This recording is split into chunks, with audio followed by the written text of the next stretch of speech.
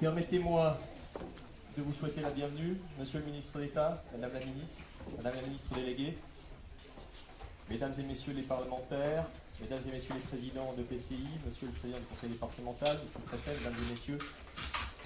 Une occasion unique, c'est en ces termes que les élus de la vallée et les présidents d'associations environnementales ont qualifié la venue ce jour des 3 ministres les plus directement concernés par la problématique de la qualité de l'air. Je vous remercie de me laisser ces quelques minutes d'intervention qui interviennent après plusieurs années de mobilisation de tout un territoire, et j'en viendrai directement aux faits. Ce qui nous réunit aujourd'hui, c'est évidemment la question de la pollution de l'air qui affecte notre territoire. La vallée de l'Arve n'est évidemment pas le seul territoire qui soit touché par cette dégradation de la qualité de l'air.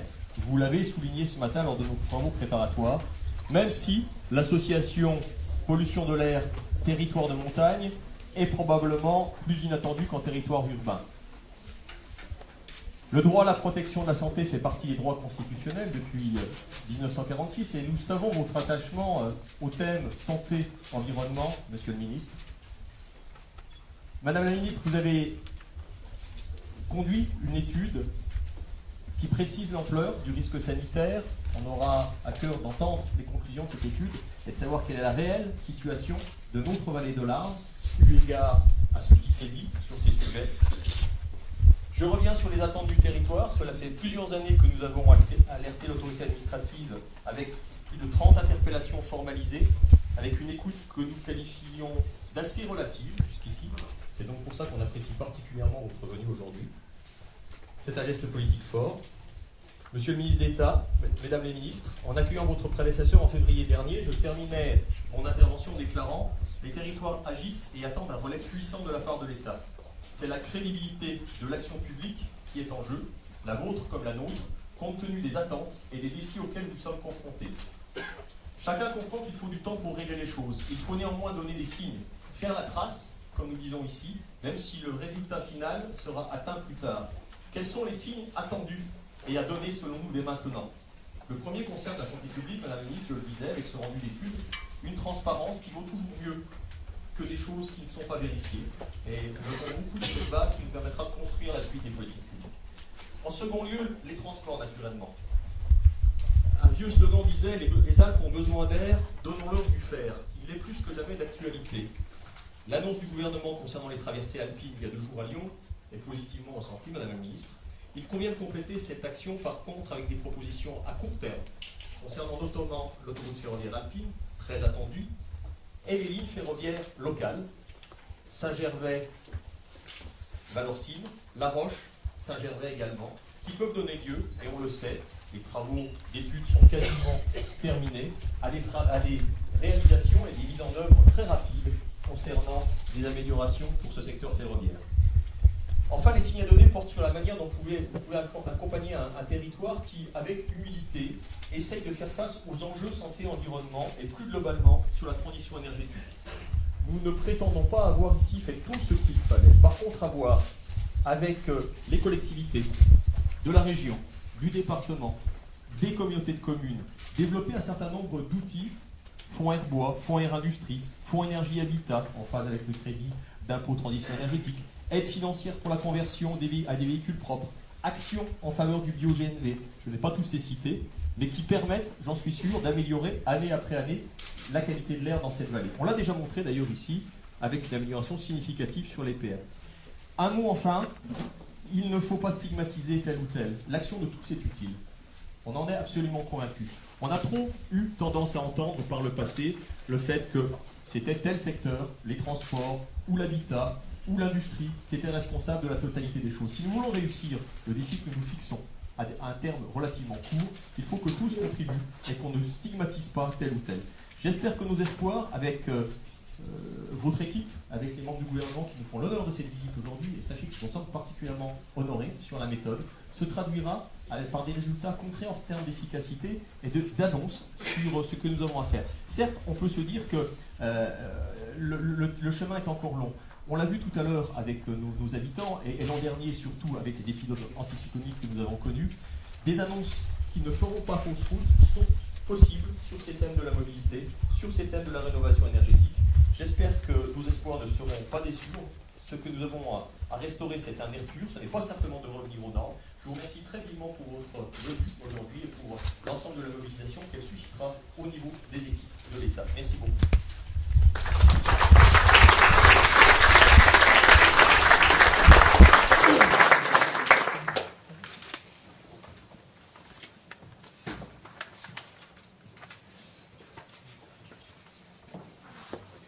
Peut-être avant de donner la parole au professeur Bourdillon, je voudrais expliquer que cette étude a pour volonté de faire la clarté avec les éléments dont on dispose au ministère de la Santé, mais également avec des éléments dont on dispose venant de la qualité de l'air et des éléments dont on dispose concernant la santé et les causes de mortalité de nos concitoyens, qui sont des registres qu'on a. C'est une étude qui a pour objectif d'essayer de modéliser, d'évaluer le risque de surmortalité ou de mortalité précoce due à la pollution de l'air dans la vallée de Tarn. Donc le ministère de la Santé considère que la pollution de l'air est un enjeu de santé publique majeur, ici comme ailleurs, même si ici vous avez affaire à des pics de pollution, à un niveau de pollution très souvent bien au-dessus des normes. Et nous avons décidé avec Nicolas Hulot de faire des questions de santé et environnement une priorité de nos deux ministères. Dans la prévention en général, lui la prévention santé et environnement en particulier. Donc nous reviendrons avec un plan de santé autour de ces questions. Mais il nous semble important dans la méthode, pour mieux orienter les politiques publiques, de pouvoir disposer d'un état des lieux robuste, scientifique, qui permet de mieux comprendre ce qui se passe dans cette vallée, à quoi vous êtes exposés, quels sont les risques, et ça nous permettra également, dans l'avenir, de refaire cette étude, dans 3 ans, dans 4 ans, dans 5 ans, avec les mesures qui auront été prises, et de voir s'il y a eu un impact des mesures prises dans les différents secteurs sur l'état de santé de la population. Donc, M. Bourdillon dirige une agence sanitaire qui s'appelle Santé publique France, qui est dédiée à l'expertise et à l'observation de la santé des populations, notamment françaises, et je lui laisse la parole. Merci Madame la Ministre. Donc, je suis le directeur général de Santé publique France et je vais vous présenter l'étude qui a été réalisée sur les impacts sanitaires de la pollution atmosphérique dans la vallée de l'Arve. Dans cette vallée, vous la connaissez. Je rappelle qu'elle est, on a des diapositives, qu'elle est densément peuplée, qu'elle a quelques particularités très spécifiques, notamment des conditions climatiques hivernales qui fait que la concentration en polluants atmosphériques est plus élevée l'hiver que l'été. Cette pollution est liée à de multiples facteurs et nous allons y revenir. Le chauffage, le trafic routier, l'industrie, l'agriculture qui sont autant de sources de pollution. Nous avons privilégié les concentrations en particules fines, les fameuses PM, et il faut que vous sachiez, voilà, on y est, merci Mathilde, nous avons privilégié donc la mesure des particules fines, et notamment, pour que vous ayez une idée, le niveau de particules PM10 est à peu près équivalent à ce qu'on peut trouver dans des grandes agglomérations de la région Rhône-Alpes. Alors pourquoi cette étude? La ministre de la Santé l'a souligné, il y a une grande attention au sein du ministère de la Santé sur les problématiques de santé-environnement, quels qu'ils soient d'ailleurs, et avec un focus relativement important sur l'impact de la pollution atmosphérique.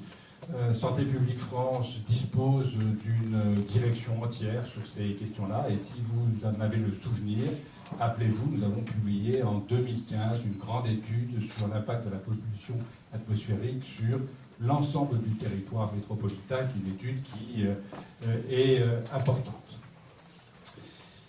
Nous avons été saisis en 2015 par l'ARS Rhône-Alpes, par Jean-Yves Graal, ici présent, qui souhaitait qu'on essaie de mesurer les conséquences de la santé de la population atmosphérique, compte tenu que nous avions fait cette étude nationale.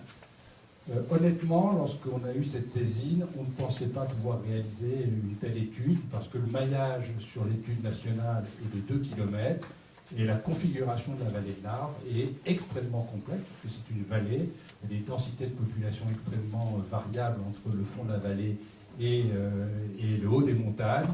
Et finalement, les statisticiens, les épidémiologistes ont réussi à faire un maillage à 10 mètres près, ce qui nous a permis de faire ce travail. Et je voudrais ici les féliciter de cet investissement parce que, honnêtement, c'est un gros travail méthodologique pour pouvoir faire cette étude.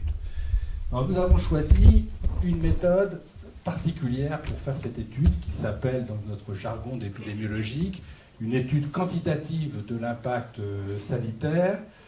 C'est une étude que nous aimons en santé publique parce que c'est un outil d'aide à la décision, parce que c'est une modélisation et que nous pouvons faire varier un certain nombre de données, et donc de faire des scénarios et finalement, in fine, de proposer des études, divers scénarios qui peuvent souligner le poids de la mesure de protection ou d'amélioration de l'environnement tel qu'il est fait. Autre avantage de cette étude, c'est que c'est la méthode qui est recommandée par l'OMS, c'est celle qui est utilisée dans la plupart des pays du monde, et donc nos études sont comparables avec beaucoup extrêmement important de pouvoir le faire. Alors pour cette étude, et vous allez voir qu'on a travaillé dans une logique de big data, comme on dit, on a beaucoup de numérique. On avait besoin de données de qualité de l'air. On avait besoin, et je remercie ici l'ATMO Auvergne-Rhône-Alpes de tout le travail qu'ils nous ont fourni, qui était particulièrement important sur l'ensemble des communes du plan d'amélioration de l'atmosphère du PPA.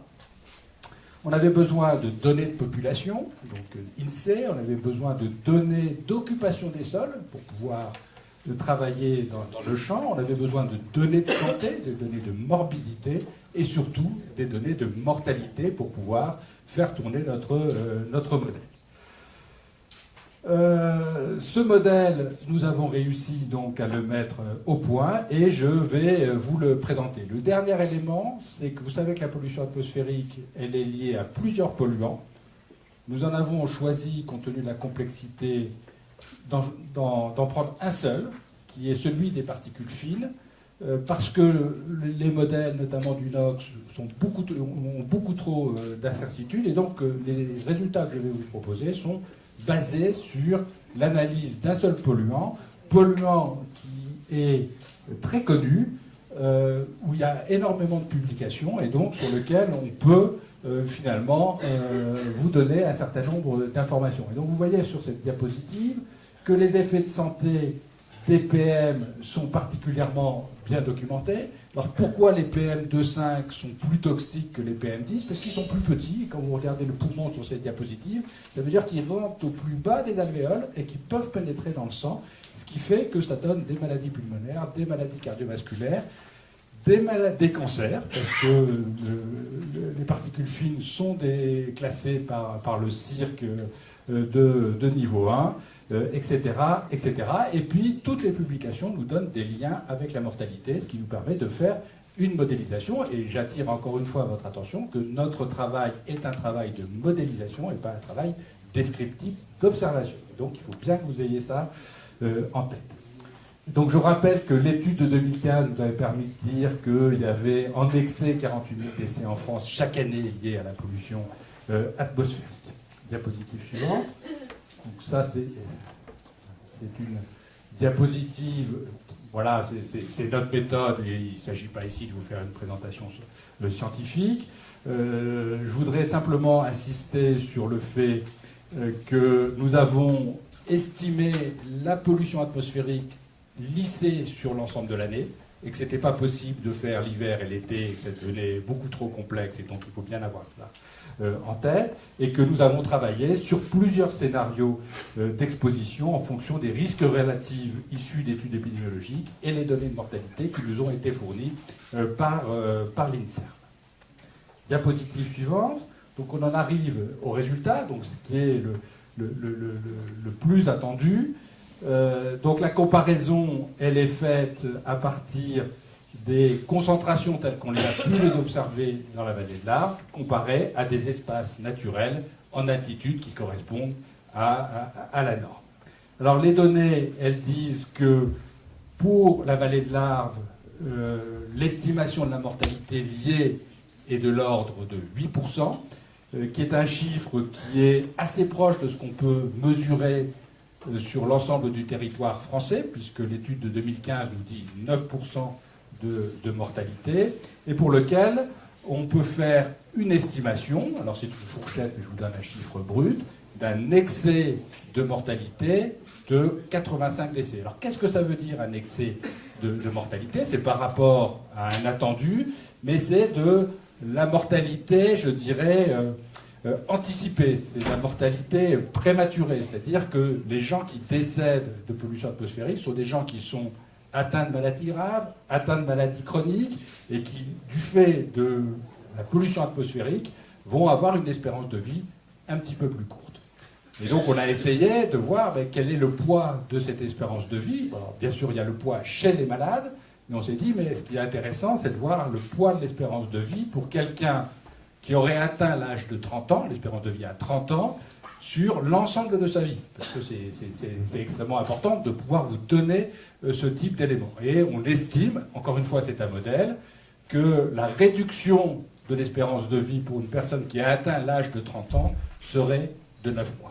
Et puis on a fait d'autres calculs qui sont présentés sur cette diapositive. Alors dites-vous bien, pour revenir sur le chiffre de mortalité de 8%, la moyenne elle est 9% liée à la pollution atmosphérique en France, et qu'on a certaines agglomérations françaises qui atteignent 13% de la mortalité liée à la pollution atmosphérique. Je pense en particulier au couloir rhodanien, à l'Île-de-France et à certaines villes du Hauts-de-France extrêmement densifiées. Diapositive suivante. Alors là, c'est les mêmes résultats en ayant fait tourner nos modèles, en ayant fait varier nos variables, et on s'est dit que si on arrivait à baisser de 30% la pollution liée aux particules fines, combien on éviterait de décès sur les 85? Eh bien 45. Voilà, c'est une baisse. Et ça c'est une baisse de 30%. C'est un chiffre intéressant, ça veut dire que c'est vraiment atteignable. C'est-à-dire que si on améliore la qualité de l'air, on améliore de facto la qualité, la mortalité et probablement l'impact sur la santé qu'il faudra un jour essayer de modéliser de la même façon parce qu'on a besoin de savoir le nombre de crises d'asthme, le nombre de maladies cardiovasculaires. Donc ça, c'est un résultat extrêmement important. Alors, je voudrais attirer votre attention sur le fait que les sources de pollution qui vous ont été données datent de 2012-2013. Alors, on est déjà dans un décalage. La réunion de ce matin a montré que si on était dans ce décalage sur notre étude, c'est qu'on a commencé en 2015. Ça explique cela. Mais c'est aussi parce que les données de mortalité, à l'échelle des communes telles que nous pouvons les obtenir par l'INSERM, sont relativement tardives. Et tous les élus et les personnes qui étaient là à la réunion ce matin ont souligné tous les efforts qui ont été faits dans ce domaine et que probablement la pollution a d'ores et déjà diminué sur la vallée de l'Arve. Alors, ce qui était très intéressant dans cette étude, c'était de dire mais d'où vient la pollution? Parce que c'était quand même un élément relativement important. Et franchement, moi je ne m'attendais pas à ça, parce qu'en lisant la presse sur la vallée de l'Arve, je ne connais pas cette région de Savoie, j'ai découvert que pour les PM2,5, le poids du chauffage, c'est 70% de la pollution. Donc, retenez bien ça. Le poids du trafic routier, c'est 17%. Le poids de l'industrie, c'est 11%. Et le poids de l'agriculture, c'est 2%. Sur des données 2012-2013, j'insiste sur ce point-là. Alors, bien entendu, si on veut agir, il faut prendre en compte ces sources de pollution. Et il faut aussi prendre en compte un élément qui est très spécifique pour la vallée de l'Arve, c'est la dimension saisonnière et savoir comment agir, en particulier l'hiver, parce que l'air et la pollution stagnent. Voilà, dernière diapositive. Je voulais remercier les responsables de cette étude. Jean-Marc Yvon et Mathilde Pascal, qui sont les deux épidémiologistes qui ont travaillé depuis 2 ans dessus. J'en profite à saluer Christine Sora, qui est la responsable de notre délégation régionale sur la Rhône-Alpes. Je voudrais remercier l'ATMO, qui a fait un gros travail avec nous de production de données, mais aussi de modélisation, et la LRS Auvergne-Rhône-Alpes. Alors, je terminerai en disant 2 mots, puisque j'ai assisté à la présentation ce matin des élus, et j'ai été très impressionné par la discussion, parce qu'il y avait les élus, il y avait les professionnels, il y avait les associations, tout le monde a débattu sur le champ, avec un vrai souci de pouvoir améliorer la situation, et je me suis demandé si la vallée de l'Arve n'est finalement pas un modèle de démocratie en santé sur une question extrêmement complexe, extrêmement difficile, qui pose problème, et que finalement vous accompagner dans ce champ peut-être nous permettra de faire évoluer toute la problématique de la pollution atmosphérique dans notre pays, qui est quand même encore problématique. Merci de votre attention.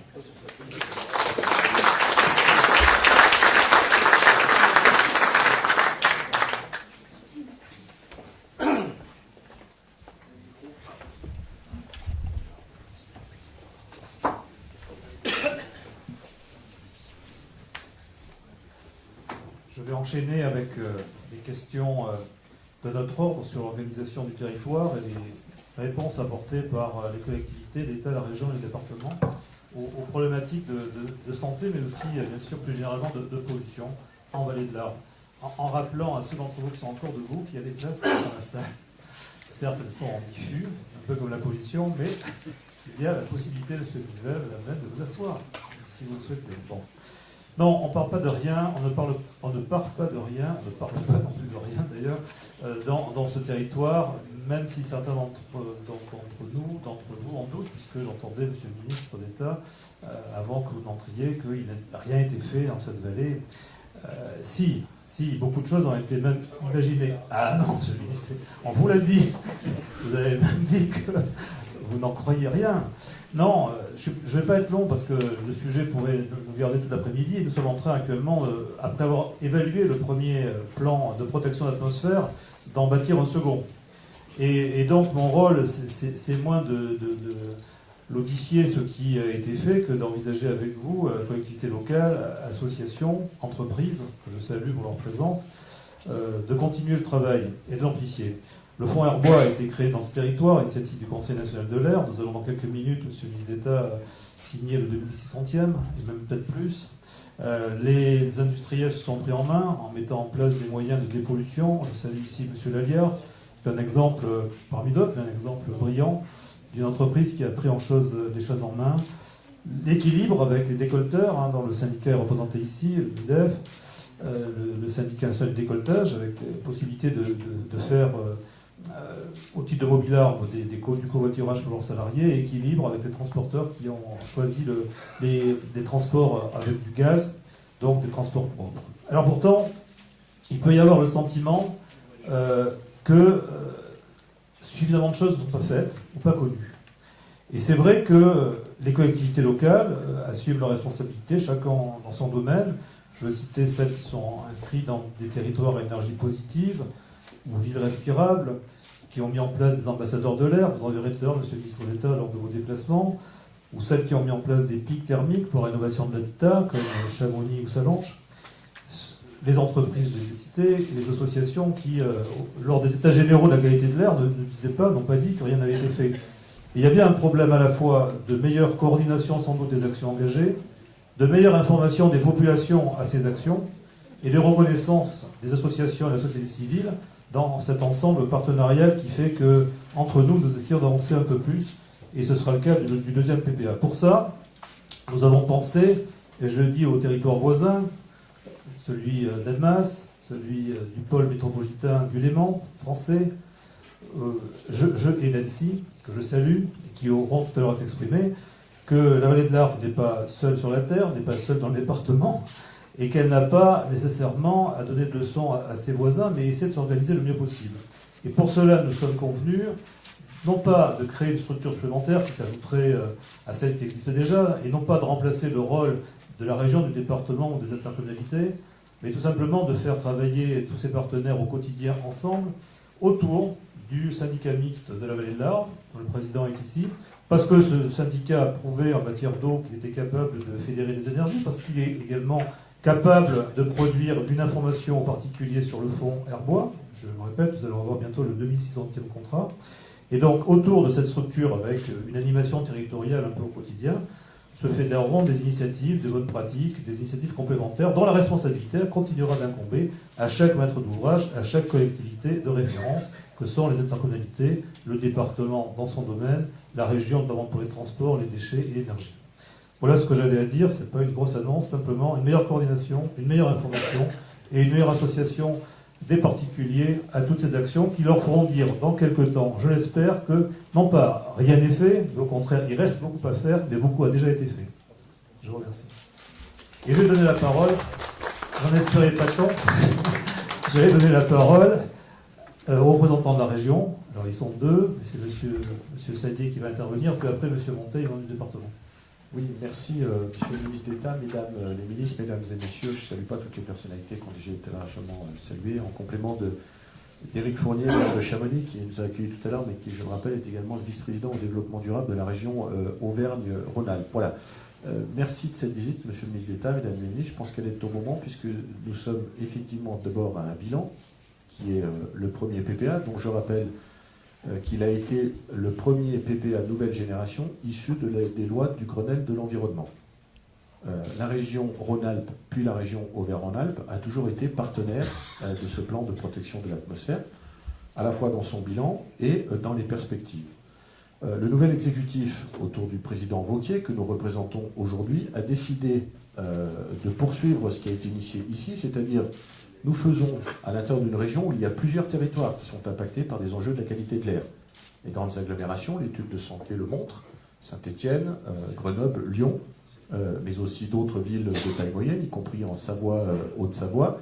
Mais nous avons décidé de poursuivre le défi que cette vallée soit le laboratoire français européen de toutes les nouvelles mesures, de tous les nouveaux dispositifs qui sont susceptibles d'être inventés et mis en place, et de la gouvernance.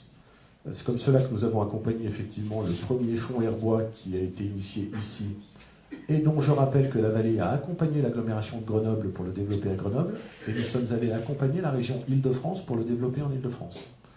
C'est ici que nous avons inventé le fonds Air Industrie, répondant à un appel à projet de Madame Royal à l'époque, et nous souhaitons que ce dispositif soit étendu, et nous accompagnerons l'extension à l'ensemble du PPA dans un premier temps, et peut-être plus demain.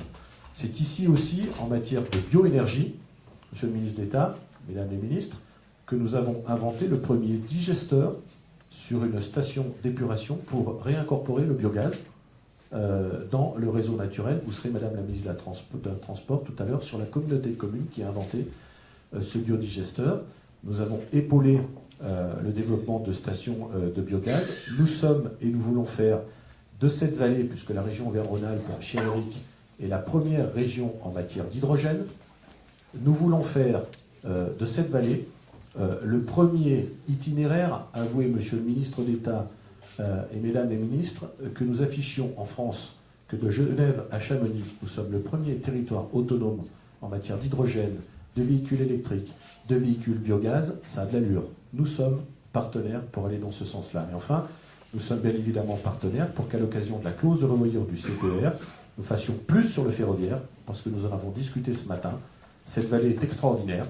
Elle est la première puissance industrielle de France, la première concentration industrielle de France. Nous sommes la première concentration en matière de transport de voyageurs frontaliers. Et puis nous avons le massif du Mont-Blanc, qui est une des grandes destinations touristiques. Et donc nous devons ensemble apporter plus sur le ferroviaire à l'occasion de la clause de revoyure du CPR l'année prochaine. Nous avons été un modèle, je pense pouvoir le dire, et je crois ensemble, sur la gouvernance autour de l'eau. Nous sommes là aussi partenaires et favorables à ce que nous faisions une sorte de copier-coller sur la gouvernance de l'eau. Voilà l'engagement de la région Auvergne-Rhône-Alpes, ce que nous attendons, et bien ce que l'ensemble du partenariat PPA, nous en sommes persuadés, d'ici à la fin de l'année 2018, puisse contribuer à la même hauteur sur relever le défi qui a déjà commencé, puisque nous avons baissé de 30% les émissions de particules fines. Si nous faisons encore autant, et même plus dans le prochain PPA, je pense que nous aurons tous contribué, non seulement pour la vallée, pour Auvergne-Rhône-Alpes, mais pour tout notre magnifique pays, à relever le débat de la qualité de l'air.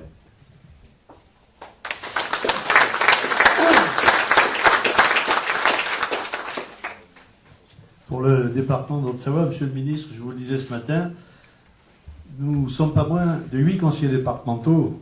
Je me permets la coquetterie de les citer: Christelle Betex, Aurore Termos, Marie-Antoinette Métrade, Jean-Louis Mivel, Dominique Puteau, Georges Morand, Virginie Duby et moi-même, pour vous dire et vous répéter, comme nous l'avons fait ce matin en séance de travail, que j'ai trouvé très intéressante, que le département serait à vos côtés, ou que nous serons ensemble même finalement, sur l'accompagnement de la gouvernance, de l'animation sur les territoires, que nous souhaitons poursuivre l'accompagnement et l'engagement du département d'Haute-Savoie sur le fonds Herbois, comme nous l'avons fait, alors que nous avons choisi ensemble de doubler l'intervention sur l'équipement, vous le savez, vous le découvrirez, et que nous avons envie de le poursuivre évidemment sur ce territoire.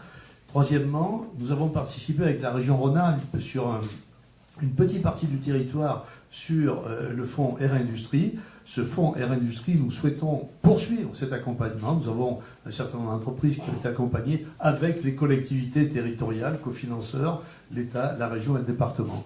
Mon souhait, c'est que l'on puisse poursuivre ça sur le périmètre des 41 communes, bien évidemment, et plus si affinités. Alors il y a des affinités, on en discutera, il y a des affinités département genevois, Christian Dupessé, le président d'Albas-Aglo est là. Il y a des affinités, Dominique Puteau est là pour l'agglo d'Annecy, sur l'agglo d'Annecy. Donc nous avons envie de poursuivre ce travail et cette relation qui est tout à fait profitable à notre territoire. Enfin, sur tous les dossiers concernant la rénovation énergétique, nous nous sommes engagés dans cet accompagnement avec les bailleurs sociaux, avec les collectivités, dans le cadre de contrats de ville, avec des adaptations locales.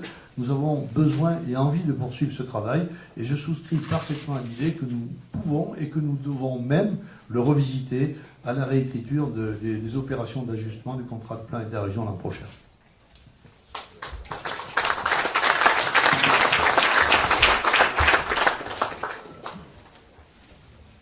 C'est l'heure de la signature de 2600 contrats. Est-ce qu'il y a dans la salle des heureux bénéficiaires de ce chèque?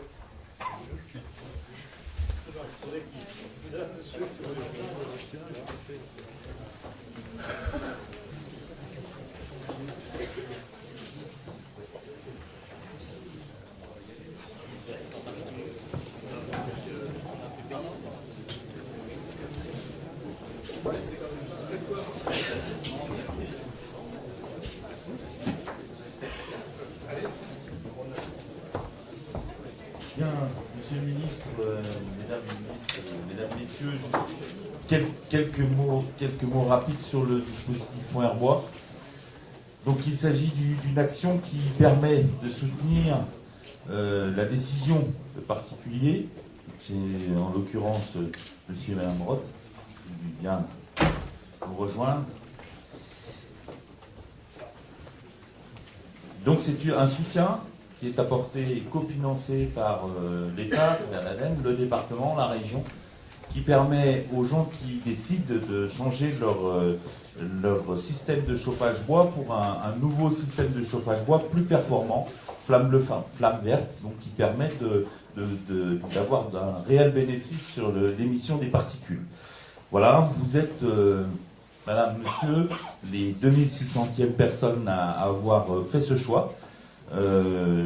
En vous demandant de venir aujourd'hui, eh bien, nous essayons de montrer à quel point c'est intéressant et important.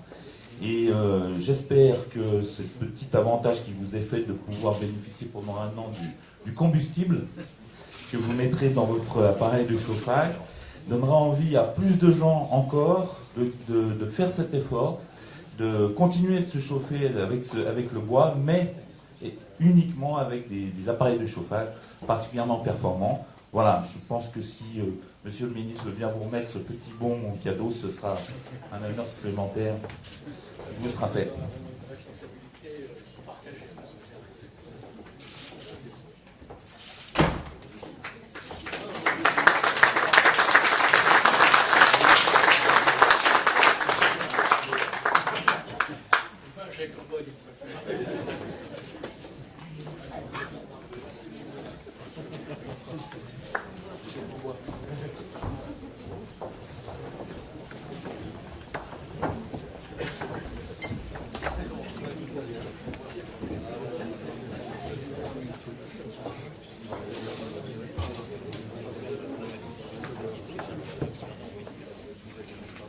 Bien, puisque monsieur le préfet me passe la parole, chers collègues, mesdames et messieurs les élus, mesdames et messieurs, après la présentation de cette étude et à l'issue des échanges très riches qu'on a pu avoir depuis ce matin, moi, je voudrais tout d'abord partager avec vous une conviction que j'ai pour être dans le domaine des transports depuis quelques années.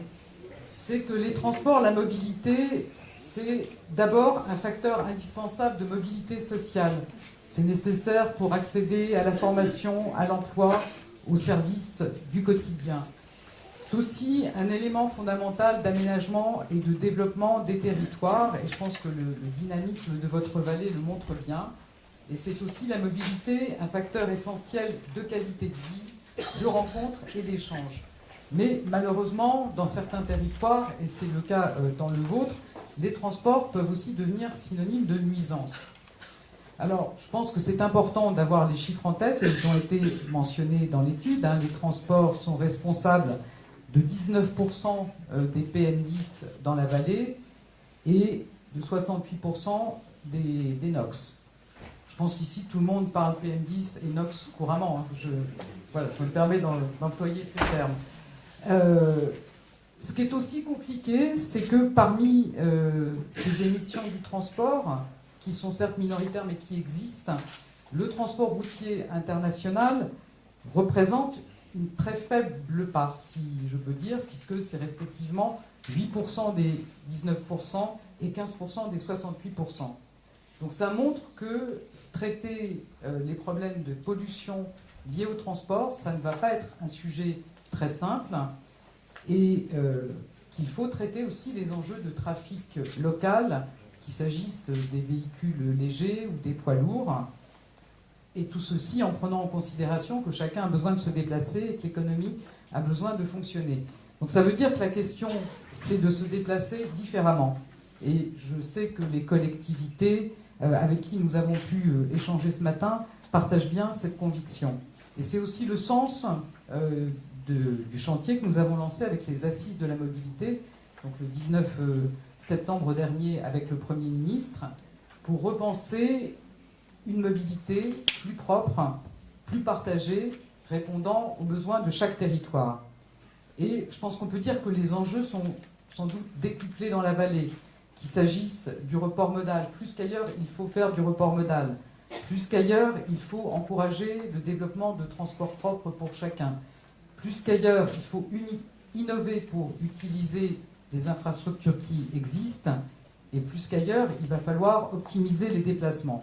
Alors Nicolas Hulot vous parlera tout à l'heure de l'ensemble des mesures du plan climat, y compris du secteur des transports. Donc moi, je vais me concentrer sur quelques réponses concrètes à des attentes que je sais fortes. Je disais donc qu'il y a plusieurs enjeux de transport dans la vallée. Le premier, donc, c'est les transports du quotidien des personnes. Ça passe d'abord par des infrastructures pour les transports du quotidien. Vous le savez tous, il y a beaucoup de projets qui traitent à la fois la basse et la haute vallée de l'Arve. Dans la basse, je pense qu'on peut se réjouir collectivement d'être engagé conjointement dans un projet très ambitieux avec le CEVA. Je pense que c'est important de souligner, peut-être que vous le voyez moins vu d'ici, mais moi je rêve que dans beaucoup d'agglomérations, il se développe des sortes de RER de ce type-là, qui répondent vraiment à l'offre de transport vraiment quantitative que peut apporter le ferroviaire. Donc c'est vraiment une avancée importante, et les 300 millions d'euros que nous mobilisons collectivement en valent la peine. J'ai bien en tête aussi, on en a parlé, du chantier qui est aussi engagé sur le doublement de la voie entre Annemasse et Saint-Gervais, donc je suis en train de me tromper, entre Annemasse et La Roche. Mais je sais que derrière, il y a aussi cette étude, et j'ai bien noté que vous êtes attentifs, et vous pouvez compter sur le fait que je serai attentive à ce que l'étude engagée par SNCF Réseau, qui doit être quelque part, arrive bien dans les délais, y compris dans les délais du bilan à mi-parcours du contrat de plan État-région. Et puis, il y a enfin le haut de la vallée, avec donc le train entre Saint-Gervais et Valorcine. Et moi, je partage évidemment avec vous le fait que ça n'est pas une liaison touristique, mais que ça doit être une vraie ligne de proximité avec une offre crédible comme alternative à la route. Et je pense que sur ce sujet, nous devons construire collectivement, la région, les collectivités locales, la SNCF, une solution pérenne pour cette ligne. On a partagé, et je le redis, le fait que le cadre du réseau ferré national n'est peut-être pas le cadre le plus approprié pour gérer une infrastructure qui a ce type de spécificité. C'est un cadre assez rigide et que d'autres infrastructures du même type, des infrastructures métriques, je pense à Nisdigne, pas très loin d'ici, relèvent d'autres modes de gestion. Si les collectivités souhaitaient aller dans ce sens-là, alors l'État serait heureux de les accompagner pour trouver un cadre innovant, pour assurer la rénovation de cette ligne. Et je le dis clairement parce que ça pourrait être un soupçon, ce n'est pas ni une mesure dilatoire, ni une volonté de désengagement de l'État. Évidemment, nous avons conscience qu'il faudrait accompagner de notre part une telle évolution. Au-delà de ces infrastructures qui doivent être la colonne vertébrale de la mobilité dans la vallée, c'est tout l'enjeu du développement des mobilités du quotidien, de tous les modes de rabattement qu'il nous faut construire autour de ces infrastructures.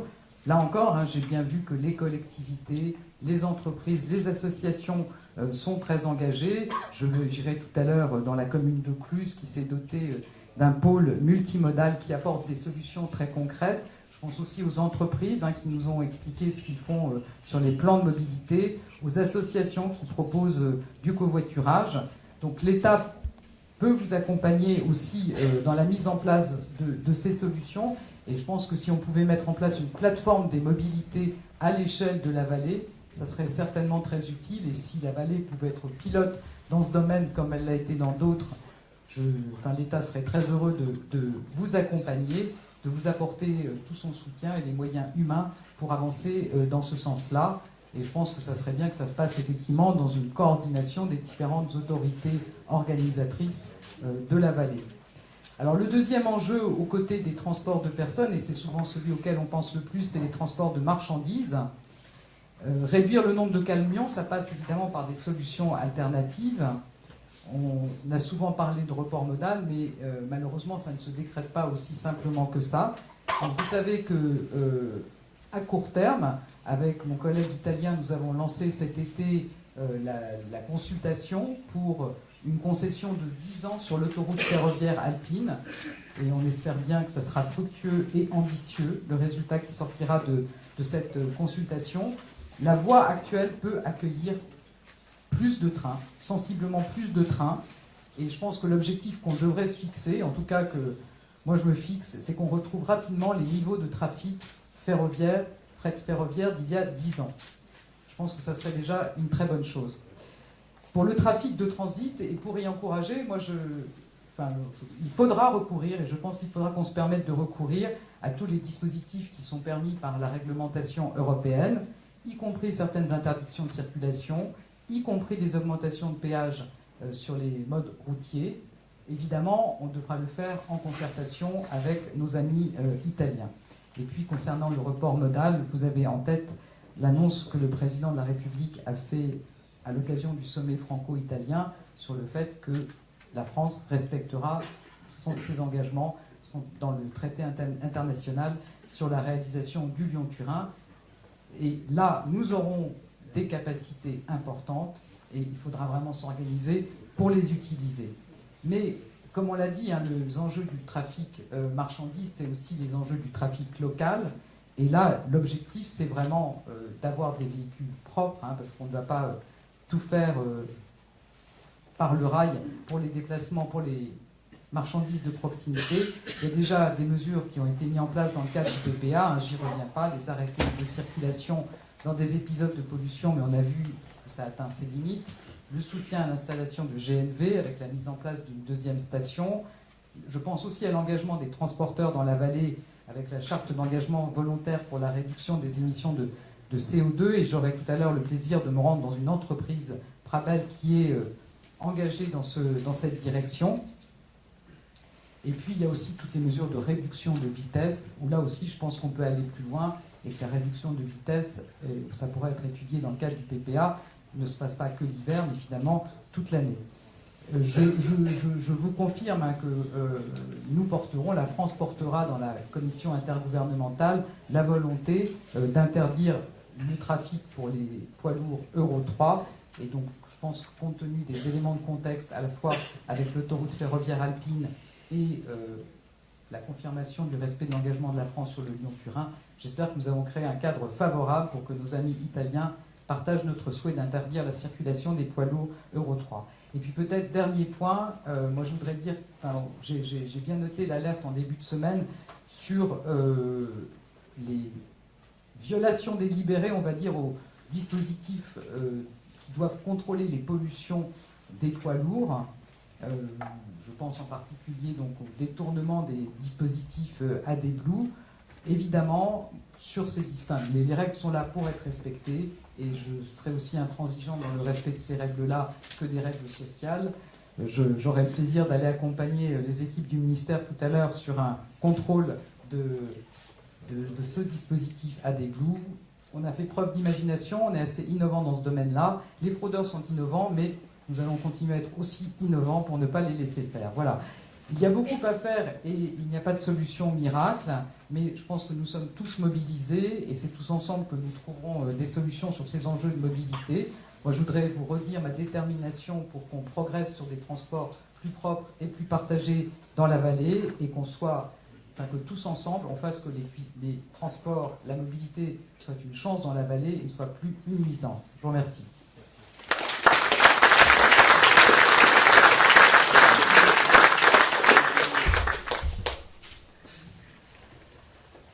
Nicolas Hulot me disait que j'avais une demi-heure. Alors en fait,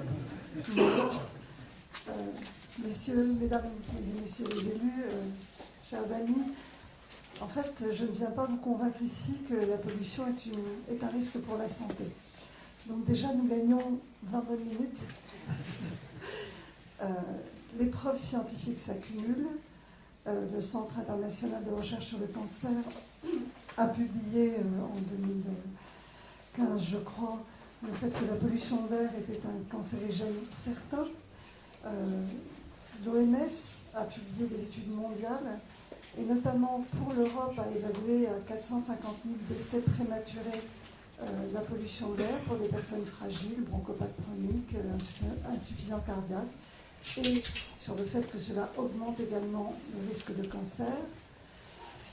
Pour la France, Santé publique France a publié en 2016 une étude qui estimait autour de 48 000 le nombre de morts prématurées anticipées chez des gens fragiles à cause de la pollution de l'air. Et donc, cette étude aujourd'hui vient corroborer le fait que dans la vallée de l'Arve, vous avez un certain nombre de décès prématurés et une perte de quantité de vie calculable selon les modèles du fait de cette pollution.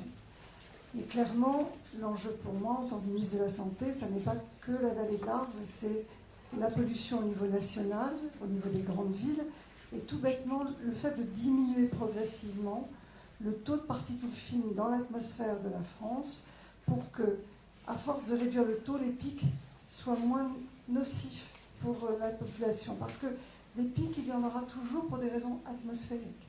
Et donc, il faut que, grâce à un seuil très bas, nous arrivions quelque part à supporter quelques pics de pollution qui, j'espère, se réduiront en intensité et en fréquence dans les années qui viennent. Alors, que pouvons-nous faire au niveau du ministère? D'abord, dire que l'environnement est effectivement source de risques pour la santé. Le problème que nous avons souvent, c'est à authentifier ces risques. Pour la pollution de l'air, ça n'est pas une difficulté. Pour d'autres polluants, c'est parfois plus compliqué. Donc nous avons besoin de mesurer, nous avons besoin d'objectiver, de rationaliser, de façon à faire des états des lieux précis et de bien savoir quelles mesures nous devons prendre. C'était l'objectif de cette étude et nous la referons. Ensuite, nous devons avoir des ambitions fortes pour la prévention des risques environnementaux. Et je crois qu'à la fois Nicolas Hulot et moi-même en avons fait une priorité de notre action. Moi, très globalement, les enjeux de prévention sont fondamentaux. Je souhaite vraiment marquer un virage de la prévention, un changement de paradigme dans notre pays face à la culture de prévention. Ça vaut pour les risques comportementaux, je pense au tabac notamment, ça vaut pour les risques environnementaux, pour les risques au travail et pour l'éducation à la santé à l'école. Et pourquoi nous devons en faire une priorité? Parce que si la population perçoit bien ces risques aujourd'hui, nos professionnels de santé n'ont pas été éduqués à la santé environnementale et à la prévention en général. Nous sommes une génération de médecins éduqués à donner du soin. Et donc, beaucoup de professionnels de santé aujourd'hui, alors pas dans la vallée de l'Arve, parce que, bien entendu, ils sont parfaitement au fait des sujets, mais beaucoup de professionnels de santé ne connaissent pas bien ces risques, ne sont pas bien capables d'informer la population, ne sont pas bien capables d'apporter des solutions quand un risque existe. Et donc, pour moi, l'enjeu, c'est déjà d'instiller la question de la prévention des risques environnementaux dans les études de médecine. C'est quelque chose qui sera fait dès le deuxième cycle des études de médecine. La deuxième chose, c'est que nous devons outiller les professionnels de santé avec des documents qui leur permettent de mieux accompagner des personnes malades, des personnes fragiles, lorsqu'il existe des pics de pollution. Aujourd'hui, quels conseils devons-nous donner à un insuffisant cardiaque ou à un enfant asthmatique quand il existe un pic de pollution? J'ai donc saisi la haute autorité de santé pour qu'elle produise des recommandations précises par rapport aux risques de pollution sur les personnes fragiles. Et cet outil me permettra de faire des campagnes d'information à la fois vis-à-vis du grand public et à la fois vis-à-vis des professionnels de santé. Je souhaite que dès que ce document sera accessible, il soit utilisé dans la vallée de l'Arve en expérimentation avant de le déployer. Ça nous permettra de voir s'il fonctionne et s'il a un intérêt. Je veux d'autre part que les établissements de santé soient exemplaires. Salange a fait une expérimentation en faveur du développement durable, je crois, de covoiturage. Il faut que l'ensemble des établissements de santé de la région se mobilisent pour faire en sorte qu'ils soient acteurs de cette réduction de la pollution par les transports individuels notamment, mais peut-être par des incinérateurs s'il y en a, je ne sais pas. En tous les cas, qu'ils s'engagent dans des mesures de développement durable. Donc voilà les mesures que nous pouvons prendre évidemment dès aujourd'hui. Dans la discussion très intéressante que nous avons eue tout à l'heure, à la fois avec les personnes qui étaient autour de la table, les élus et certains représentants associatifs, j'ai été alertée sur le fait que souvent les écoles ou les clubs sportifs ne savaient pas comment se comporter en cas de pic de pollution. Et donc, je saisirai la DRJSCS, c'est-à-dire la Direction régionale de la jeunesse et des sports et de la cohésion sociale, qui dépend en partie de mon ministère, pour qu'il y ait des recommandations claires sur qu'est-ce qu'on fait des enfants qui doivent faire du sport dans les stades, est-ce qu'ils sortent, est-ce qu'ils rentrent, et que les recteurs soient aussi, pour les écoles, impliqués dans la rédaction de référentiels, de façon à ce que tout le monde puisse se repérer et que tout le monde agisse de façon harmonieuse par rapport à ces risques-là. Alors bien entendu, je ne suis pas en mesure d'apporter les solutions concrètes que peuvent apporter mes collègues, mais ce que je peux vous assurer aujourd'hui, c'est que c'est une préoccupation constante de mon ministère. C'est une préoccupation qui va aller en croissance, puisque je présenterai au printemps prochain un grand programme national de santé publique qui visera à promouvoir des actions de prévention dans tous les champs. Et le chapitre dédié à la santé environnementale sera coécrit, co-rédigé avec le ministère de Nicolas Hulot. Voilà, je vous remercie et je laisse la parole à mon collègue.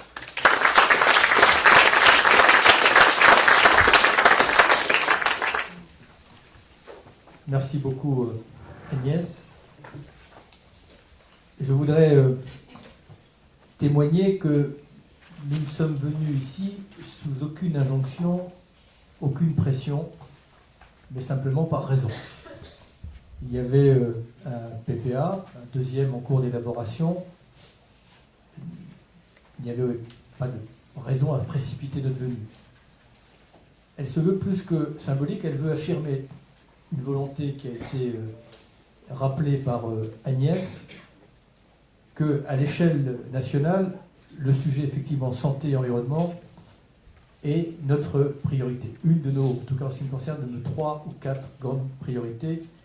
D'ailleurs, sur les priorités que je porte, souvent, elles nous ramènent au sujet santé-environnement. Je pense notamment à l'enjeu climatique, dont je rappelle que la patronne de l'Organisation mondiale de la santé avait eu cette formule: la lutte contre le changement climatique est un agenda de santé publique. Et c'est très bien d'ailleurs que la résolution climatique va nous obliger probablement à accélérer les sujets de santé, notamment de pollution de l'air. Nous sommes venus là parce que nous sommes conscients qu'il y a ici une problématique locale qui a déjà été largement appréhendée, pris en charge par les différents acteurs qui sont là, qui est portée avec une exigence dont j'ai pu mesurer qu'elle ne s'éteint pas par le mouvement associatif, et dont j'ai pu vérifier tout à l'heure que l'inquiétude, voire l'exaspération perdure, et on peut le comprendre sur des sujets qui touchent à la santé, parce que autant sur certains sujets on peut faire preuve parfois de patience ou de compromis, mais sur la santé, c'est facile de faire des compromis quand vous êtes éloigné des sources ou des risques, mais quand vous y êtes confronté et que l'on pense effectivement que ces enfants qui sont parfois au pied d'un des plus beaux endroits du monde peuvent peut-être être exposés à des risques sanitaires, ce paradoxe est totalement insupportable.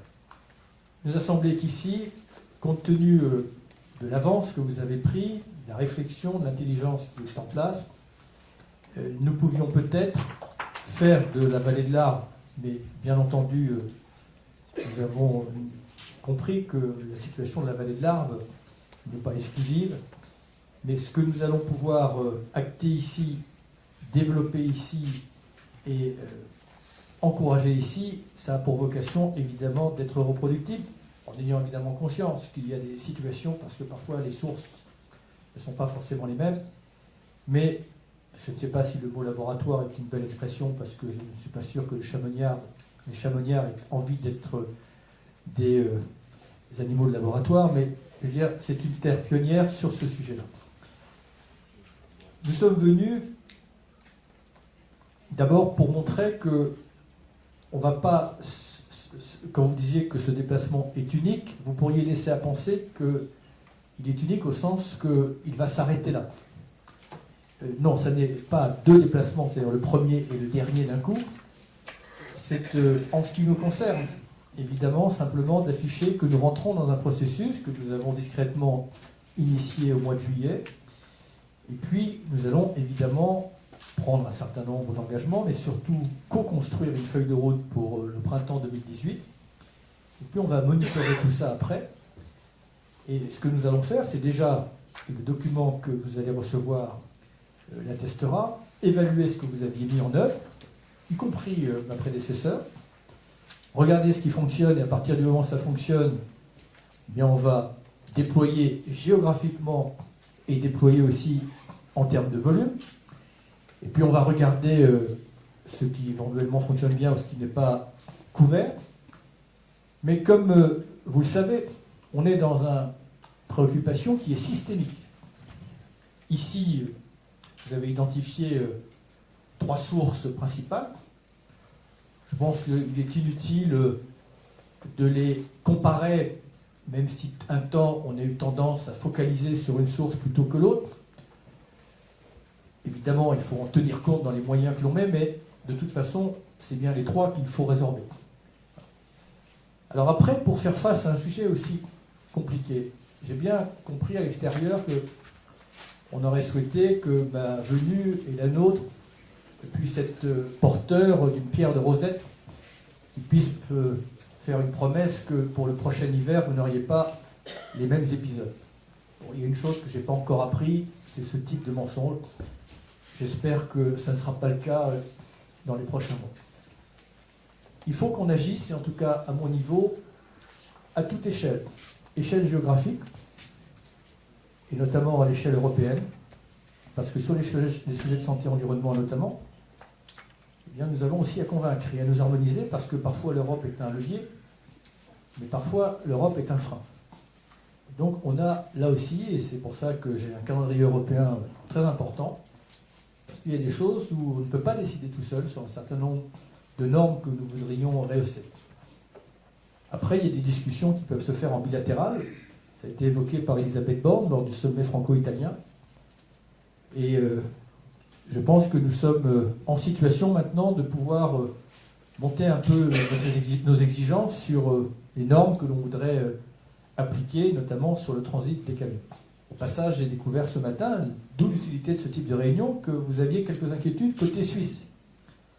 Voilà l'intérêt aussi d'une réunion comme ça, parce qu'on avait focalisé nos attentions sur l'Italie. On va regarder avec nos collègues suisses si on peut aussi harmoniser nos points de vue. Alors oui, il y a toute échelle. Il y a des responsabilités que j'ai prises et les décisions que nous avons prises dans le cadre notamment du plan climat, mais qui contribuent, je le pense, en tout cas sur le moyen et sur le long terme, à résoudre profondément les sources de pollution. La loi, par exemple, qui peut sembler évidemment déplacée par rapport aux difficultés auxquelles vous êtes confrontés, mais c'est important qu'on agisse sur toutes les échelles de temps. Vous savez, souvent, j'emploie cette image. Si vous arrivez chez vous un soir et qu'il y a une fuite d'eau dans la journée, il y a deux attitudes dans la précipitation. Il y a celui qui va se précipiter pour aller chercher une serpillière pour éponger, puis il y a celui qui va d'abord aller fermer le robinet. Et la raison pour laquelle je vais essayer de faire en sorte au Parlement de faire voter une loi qui mette fin à tout nouveau permis d'exploration et quelque part mécaniquement d'exploitation d'hydrocarbures, parce que n'oublions pas, même si ce n'est pas la seule source de pollution, c'est que la source, elle est là. D'ailleurs, d'où une des vertus de la lutte contre le changement climatique, c'est que ça va nous affranchir, ça n'est pas le principal objectif, mais d'une source de pollution et de conséquences économiques à échelle mondiale est absolument colossale. Donc, il y a ce niveau-là. Après, il y a les premières mesures que nous avons prises et qui sont complémentaires des mesures que vous prenez ici et des mesures de renforcement que l'on pourra prendre à l'échelle locale ou territoriale, mais qu'il ne faut pas sous-estimer pour enraciner durablement et accélérer, j'ai le sentiment, et je parle sous le contrôle du préfet, une stabilisation qui s'est opérée, me semble-t-il. J'ose espérer que le pire est derrière vous sur la situation sanitaire. Peut-être un petit moment de décroissance sur ces sujets-là. Donc il faut agir à toutes les échelles. Quand on accélère, c'est pas très populaire, mais nécessaire, la convergence sur la fiscalité diesel et essence en 4 ans. Quand on a une trajectoire du prix du carbone, ça participe, je dirais, justement de la dynamique irréversible et qui viendra compléter les dispositifs de court terme et de moyen terme. Quand dans le même temps, et je ne vous en ferai pas le catalogue parce que on m'a demandé si nous étions venus simplement les mains vides et la bouche pleine de mots creux, je vous invite à lire ce document qui montrera qu'on n'est pas venu les mains vides, mais bien entendu, nous n'avons pas un plan abouti, puisque si on le construit tout seul de Paris, c'est exactement l'inverse de ce qu'il faut faire, puisque la suite, on va le co-construire avec vous d'ici mars. Et co-construire à partir d'un socle qui est déjà largement existant, mais pas suffisant, sinon nous ne serions pas là. Donc toutes les mesures que nous avons prises, qui sont honnêtement loin d'être anodines, pour aider par exemple les citoyens à changer de voiture, pour ne pas les mettre dans des impasses. Et vous regarderez dans le détail, on change d'échelle. On change d'échelle dans beaucoup de choses. Il y avait un chèque énergie pour 4 départements, il est déployé à l'échelle de la France. Si vous regardez ce que nous faisons sur les certificat d'économie d'énergie. Parce que ça permet à des ménages, pas simplement en situation de difficulté, à quoi ça leur permet d'accéder, notamment par exemple pour changer leur chaudière, et ça vient renforcer des dispositifs déjà existants. Si vous regardez les certificats d'économie d'énergie que nous allons prolonger, donc ils ne sont pas non faits, mais en revanche nous les transformons en primes dès 2019. Ça change tout parce que qui pouvait profiter des certificats, pardon, pas des certificats, des crédits d'impôt, excusez-moi, qui pouvait profiter des crédits d'impôt? Seulement ceux qui pouvaient faire une avance. Et voilà un exemple d'un dispositif existant, dont je ne suis pas l'auteur, qui était pavé de bonnes intentions, mais pour finir, qui a eu un effet limité, parce que nous nous sommes rendus compte à l'exercice que seuls les ménages aisés en profitaient, parce qu'eux pouvaient faire cette avance. Quand on regarde ces dispositifs, qu'on regarde aussi qu'on a essayé qu'il n'y ait pas trop de trous dans la raquette. J'ai eu un moment, par exemple, d'inquiétude que pour ce qui vous concerne beaucoup, les véhicules du dernier kilomètre.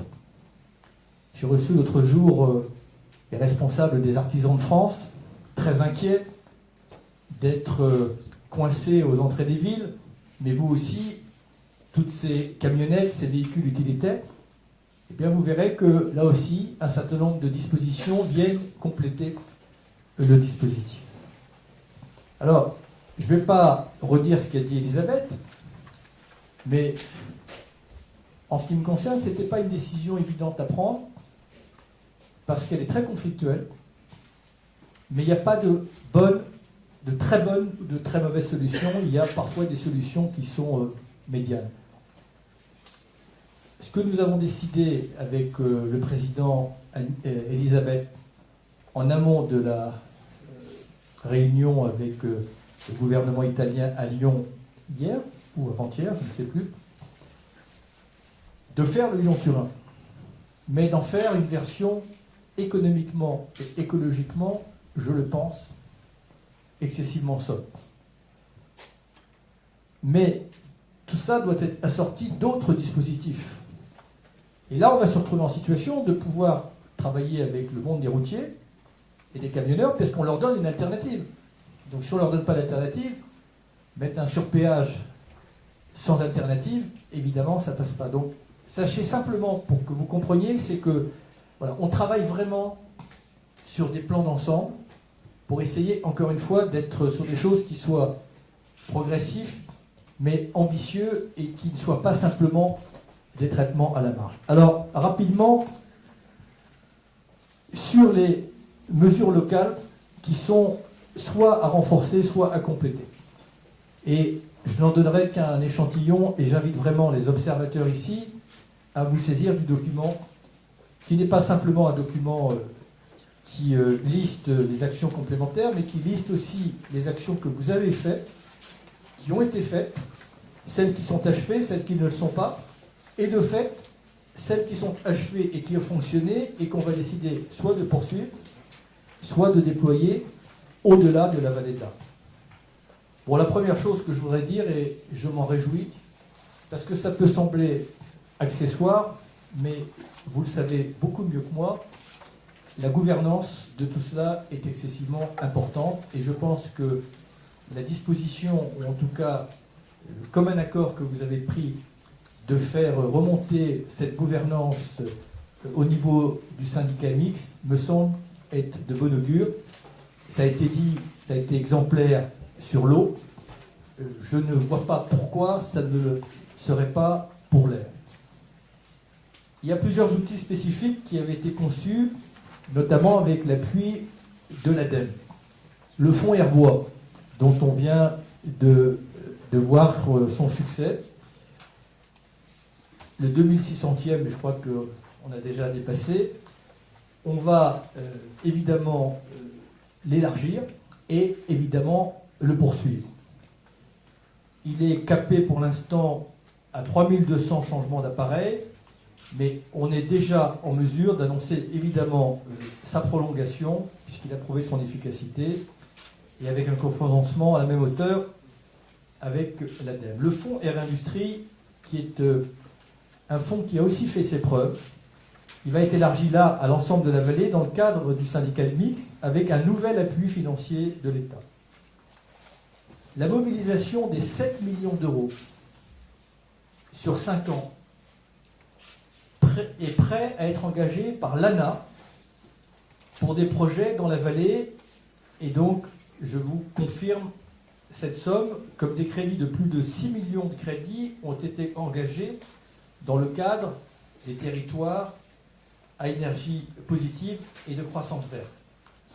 Et là-dessus aussi, on vous accompagnera, ça a été dit ce matin, en termes de moyens humains et techniques pour faire émerger ces projets au plus vite, parce que parfois, les moyens sont là, les dispositifs sont là, et parfois les projets ne sont pas peut-être souvent suffisamment abondants pour que les projets soient, enfin les dispositifs soient utilisés de manière optimale, donc on va en faire une évaluation. L'accompagnement financier, la prise de compétences qualité de l'air que je viens d'évoquer par le syndicat mixte, grâce à des postes qui vont être créés pour coordonner les politiques en lien avec la mobilité et le bâtiment, sera effectué. Et puis dans les autres dispositifs, l'interdiction des poids lourds Euro 3 en transit dans la vallée en 2019, je ne veux pas la promettre, mais je pense que c'est un objectif qui est atteignable. Et si on le dit, c'est que nous y croyons. Plein d'autres mesures seront détaillées et seront prises, mais ce que je souhaiterais, et d'ailleurs on a parlé, Elisabeth en a parlé par exemple, le renforcement des contrôles pour les poids lourds. Nos services le font déjà. On va demander à notre camarade Gérard Darmanin de saisir les douanes pour que, plus qu'un signal, soit donné à ceux qui voudraient tricher.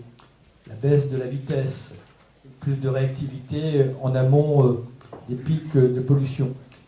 Toutes les préconisations que j'entends comme ça au débeauté des ONG, c'est tout ce dont on va essayer de s'emparer d'ici la feuille de route, parce que parfois il y a aussi des choses de bon sens qui peuvent nous échapper. Donc cet inventaire, on va le faire. Cette évaluation, on va le faire. Et je pense franchement qu'en mars 2018, on aura franchi une étape de plus. Mais après, on aura des instruments de monitoring et on pilotera ensemble et on adaptera et on renforcera là où il y a besoin de renforcer. Voilà ce que je voulais dire à ce stade. On doit avoir une sorte de contrat de confiance entre nous, parce que c'est un sujet trop important pour qu'on triche. Moi, je voudrais être dans ce sujet, comme dans d'autres, dans une forme de sincérité sur ce qu'on peut faire ou sur ce qu'on ne peut pas faire. Je me bats aussi pour avoir les moyens qu'il faut. Nous essayons avec Agnès de replacer ce sujet, comme je le disais tout à l'heure, au niveau où il faut le replacer. C'est parfois difficile, pourquoi ? Parce que je l'ai dit aussi tout à l'heure au moment de la petite pause déjeuner. Sur les sujets de santé, quand ils sont immédiatement palpables, on arrive à mobiliser. Sur les sujets de santé et environnement, comme ils ne provoquent pas des effets immédiats, ils ne soulèvent pas l'indignation qui va générer la réaction qui va avec, puisque ce sont des phénomènes au long cours. Ça vaut sur les sujets de pollution de l'air. Dans un autre domaine où je suis un peu secoué en ce moment, qui touche à l'alimentation, on m'affiche qu'il n'y a pas que notre mode alimentaire est le plus sûr du monde. J'ai du mal à faire la démonstration contraire sur la toxicité immédiate. Mais dès qu'on rentre en ligne sur des phénomènes de bioaccumulation ou de ce qu'on appelle l'effet de cocktail, probablement que ça n'est pas aussi certain que ça. Donc nous allons essayer avec Agnès et avec Frédéric Vidal, ministre aussi de la Recherche, d'apporter de la rationalité, mais surtout de sécuriser la parole des experts. Parce que, en tout cas, à mon niveau, je reconnais que quelquefois, selon l'interlocuteur qui rentre et selon l'interlocuteur qui sort de mon bureau, je ne vois pas très clair. Et donc, on va essayer, et je pense que c'est un préalable, évidemment, d'apporter de la clarté parce que ce sont des sujets trop graves. Pardon si j'étais un petit peu long. Je voulais vraiment remercier de l'accueil qui a été fait et de ce processus que on n'initie pas, puisque vous l'aviez engagé, vous ne m'aviez pas attendu pour ça, et que nous allons accélérer, amplifier et surtout optimiser d'ores et déjà.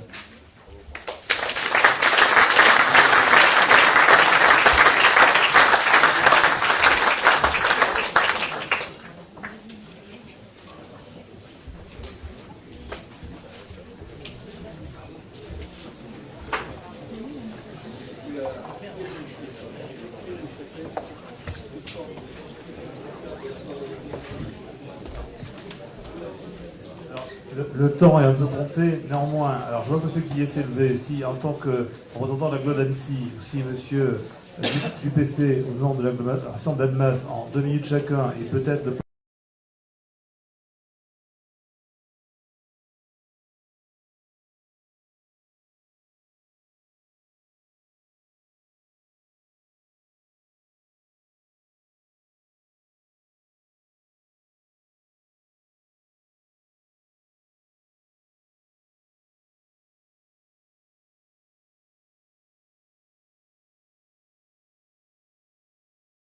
que l'agglomération alsacienne a deux spécificités. Donc une dont nous avons beaucoup parlé, puisqu'elle est dans la vallée de l'Arve, c'est la base vallée de l'Arve, et d'ailleurs nous sommes acteurs au sein du SM3A, c'est-à-dire que nous gérons ensemble l'eau. Et puis l'autre spécificité, c'est que nous sommes transfrontaliers, c'est-à-dire c'est une agglomération d'environ 100 000 habitants dans une métropole d'1 million d'habitants. Et donc les problématiques de pollution, nous les connaissons et je crois que nous avons engagé tout un processus. Alors, je ne vais pas tous les citer parce que je n'ai que 2 minutes, mais nous sommes dans un plan climat air énergie qui est validé avec 17 actions. Nous sommes TEPOS, territoire donc à énergie positive, ville respirable. Il y a tous ces éléments-là et nous sommes aussi dans un processus pactaire dont Jean Benet vous parlera avec nos amis genevois. Nos efforts portent sur 3 axes principaux. Le premier, c'est les transports en commun.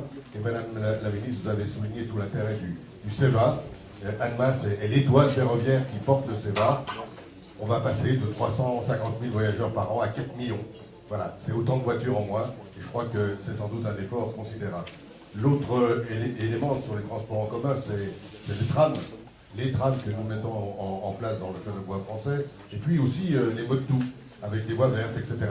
C'est un gros effort d'investissement que font les collectivités locales. Et puis nous avons un grand plan de rénovation énergétique. Là non plus, je ne veux pas développer, mais c'est une offre à l'ensemble de la population qui est extrêmement importante. Dans ce cadre-là, on a le fonds Airbois. Le fonds Airbois, là aussi, nous sommes acteurs, avec une petite différence, c'est que nous, on n'est qu'à 1 000 € d'aide, et pas à 2 000, et quelquefois, on nous pose des questions où s'arrête la vallée de l'Arve pour avoir d'un côté 2 villes et de l'autre côté 2 villes. C'est une première question sur l'équité. Et puis nous avons aussi des actions innovantes. J'en cite une parce qu'on n'en a pas parlé. C'est par exemple la maîtrise de la pollution sur les chantiers de construction. Et comme on a beaucoup de construction, beaucoup d'activités, avec l'ATMO Auvergne-Rhône-Alpes, avec l'Université de Savoie-Mont-Blanc et avec Genève, nous avons un processus qui nous permet de suivre et de contrôler la pollution, notamment sur les particules fines issues des chantiers de construction. Et c'est un élément intéressant. L'élément que je voudrais vous proposer en quelque sorte, c'est que cette double spécificité fait que nous pouvons être territoire d'expérimentation. Et avec vous, avec la volonté partagée et l'ensemble des collectivités qui se sont exprimées l'ont montré, il y a sans doute un certain nombre de pistes intéressantes à avoir, notamment quand nous travaillons avec nos amis suisses qui n'ont pas toujours les mêmes mesures, les mêmes critères, y compris pour la vignette critères d'ailleurs. Et c'est dans ce domaine-là que je crois qu'ensemble, on peut encore progresser. Je vous remercie.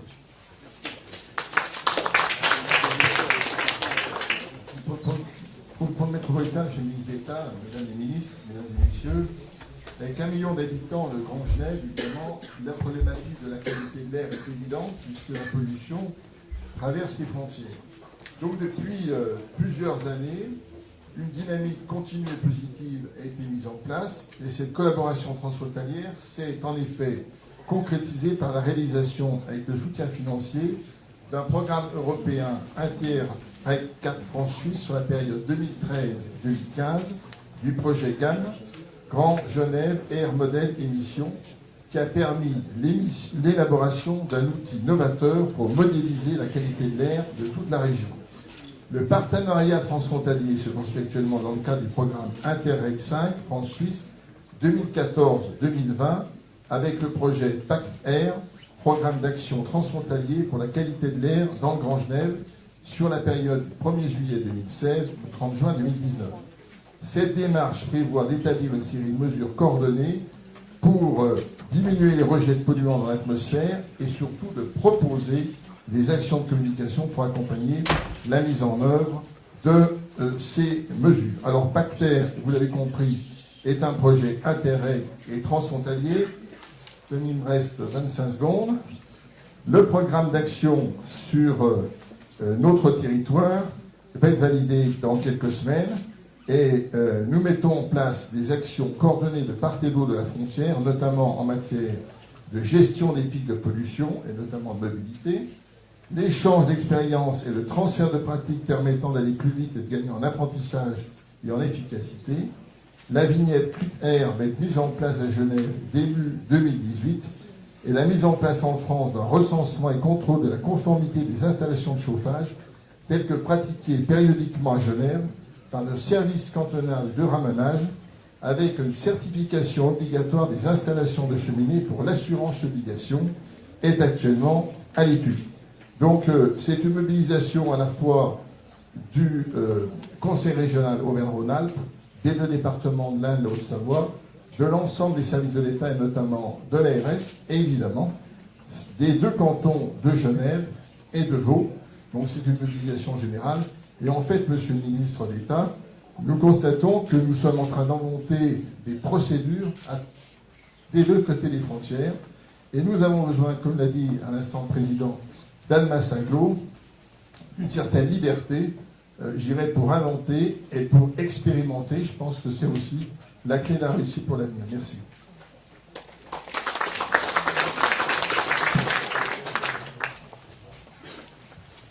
Comme effectivement pour le Grand Annecy, on a parlé tout à l'heure du paradoxe de Mont-Blanc et de l'air pollué. On a vécu exactement la même chose à Annecy. On se vante d'être le lac le plus pur d'Europe et tout d'un coup on a été stigmatisé comme ayant les plus mauvais résultats en 2011 de l'OMS.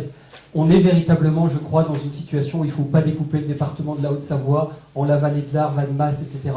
On est tous concernés par ces questions de qualité de l'air et d'anticyclone et je crois que ce serait une erreur de saucissonner un petit peu les choses, comme on saucissonne par exemple la question de la vitesse sur l'autoroute. C'est insupportable que les règles ne soient pas les mêmes d'Annecy à Chambéry et d'Annecy à Chamonix. Les gens pensent que c'est uniquement pour leur piquer du pognon et faire de l'argent. C'est une première remarque, on a écrit au préfet en ce sens, il faut une harmonisation totale, c'est clair. Deuxième élément, les zones de circulation restreintes. On nous a dit à Annecy, vous ne faites pas de plan de prévention de l'atmosphère, vous faites un plan local de qualité de l'air. Très bien, nous on est prêts à prendre nos responsabilités, on a distribué à 105 000 exemplaires un document disant aux gens, vous pouvez tous faire quelque chose, les industriels, les habitants, etc. Mais attention, pour faire une ZCR, il faut avoir un plan de protection de l'atmosphère. Arrêtez ça. Donnez aux collectivités la possibilité de mettre en place des zones de circulation restreintes à leurs mains, compte tenu des enjeux liés à la qualité de l'air, sans attendre une décision préfectorale ou sans attendre un plan de prévention de l'atmosphère. C'est simple et ça nous permettrait d'agir très rapidement. Troisième élément, on parlait tout à l'heure de la liaison Lyon-Turin. Annecy est un petit peu sur le circuit de cette liaison. On est extrêmement inquiet sur la question des liaisons entre Annecy et Lyon, qui sont des liaisons du quotidien, qui sont des liaisons importantes. Et pour ce qu'on a compris des annonces qui ont été faites lors de la conférence sur Lyon-Turin, cet aspect des liaisons Annecy-Lyon est plus ou moins mis de côté. C'est en tout cas ce qu'on a compris. Et donc, je voulais vous faire remonter notre inquiétude sur ce point, parce que véritablement, l'autoroute entre Chamonix, Annecy et Lyon est de plus en plus saturée. Si on n'a pas une offre de transport collectif fiable, ferroviaire, on a véritablement un problème. Ce n'est pas une liaison évidemment internationale, mais pour nous, très concrètement, c'est absolument nécessaire.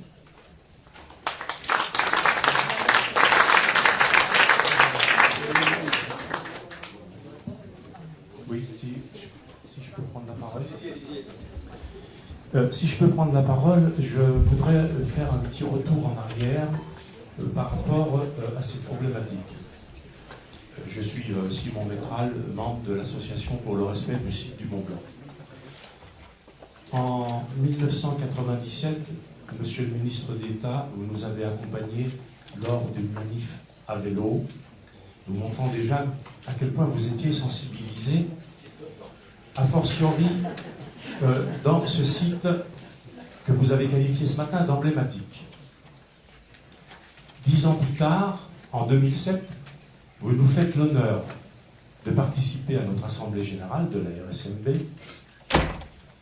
Et je me souviens très bien, vous veniez de faire signer à l'ensemble des acteurs politiques le pacte écologique. Puis, ça a suivi le Grenelle 1, le Grenelle 2. À l'époque, on parlait du tunnel, on parlait de ses nuisances, on ne parlait pas encore tellement de qualité de l'air. Dès 2009, un journal local titre « Le pays du Mont Blanc et Passy, ville les plus polluées de France ». C'est à ce moment-là que RAPS, puisque Air Rhône-Alpes n'existait encore pas, c'était l'air de l'Inde des Pays de Savoie, nous contacte, nous les associations, regrettant pour eux de ne pas faire en sorte que leurs résultats soient suivis d'effets. Donc, nous qui ne connaissions pas grand-chose en qualité de l'air, sur les polluants, etc., nous nous y sommes intéressés et nous nous sommes rendus compte qu'il y avait un problème. Nous nous sommes rapprochés de l'Institut de veille sanitaire, de l'OMS, qui nous ont dit si les résultats que vous nous communiquez sont avérés, ça devient problématique. Bien. Puis, on a eu la déception de l'écotaxe. Bref, on est allé beaucoup de déception en déception par rapport à l'ensemble de nos doléances. Une des premières phrases que vous avez prononcées ce matin en arrivant, Monsieur le ministre d'État, Mesdames les ministres, c'est « Aujourd'hui, nous ne venons pas avec des mesures miracles ». Eh bien, nous avons trouvé cela rassurant. Parce que depuis pas mal d'années, les effets d'annonce ne sont pas très suivis d'effets. Au demeurant, on a bien vu tout au long de cette journée que vous aviez la volonté d'accompagner les initiatives locales, d'accompagner tout ce qui avait déjà été fait, et beaucoup de choses ont été faites, même s'il en reste beaucoup à faire. Et dans cet accompagnement, qui dépasse de loin les prérogatives d'un PPA, entre parenthèses, il faudra surveiller quand le PPA 2 sera en place, et là je parle devant Monsieur le Préfet, que cette nouvelle autorité étatique, d'après le décret de juin 2017, qui peut retoquer un PPA, voire le refuser, qu'on ne perde pas trop de temps avec cette histoire. Alors, j'ai bien senti votre volonté d'accompagner tout ce qui était favorable à l'amélioration de la qualité de l'air. Et je vous demanderai de répondre brièvement quelles sont les 3 ou 4 grandes mesures qui vous paraissent urgentes d'accompagner et qui amélioreraient la situation à moyen terme. Je vous remercie de nous avoir donné la parole tout au long de cette journée, nous les associations, et d'avoir pris en compte notre engagement de 25 ans.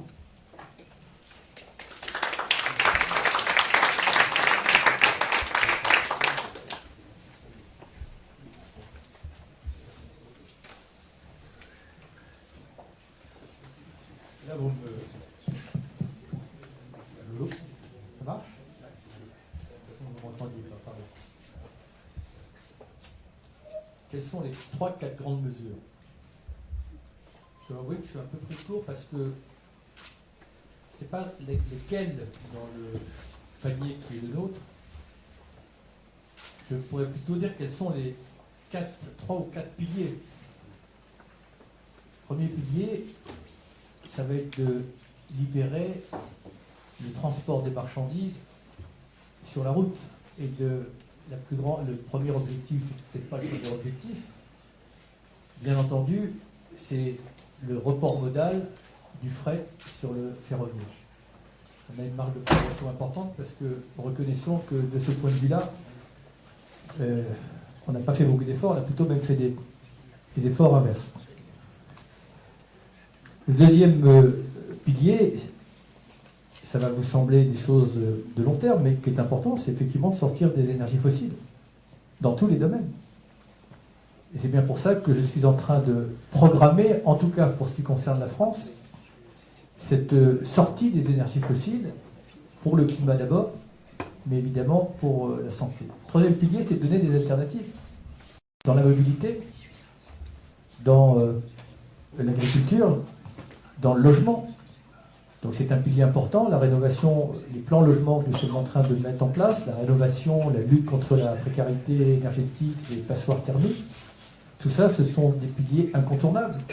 Et ce n'est pas une mesure qui peut me permettre de traiter le problème du logement, ce n'est pas une mesure qui peut me permettre de traiter le problème agricole, ce n'est pas une mesure qui peut me permettre de résoudre le problème du transport, mais ce sont des piliers incontournables. Donc pour moi, ça se traduit plutôt en piliers qu'en mesures. Il y en a qui passent par la norme, d'autres par la réglementation, d'autres qui vont passer par la loi, et donc nous aurons cet ensemble de dispositifs. Mais si vous en avez 3-4 que je pourrais mettre en application tout de suite qui me permettraient de résoudre le problème, honnêtement, je suis preneur. Voilà. Moi, je vois plutôt des piliers, des axes. Et c'est en tout cas ma philosophie.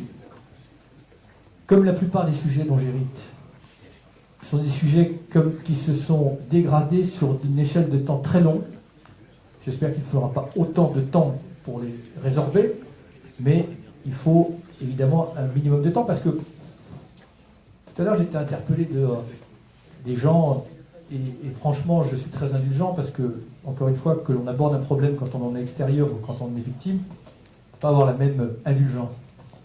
Si je veux résoudre le problème de Chamonix là, ou de la vallée de l'Arve, je vais vous dire 4 mesures.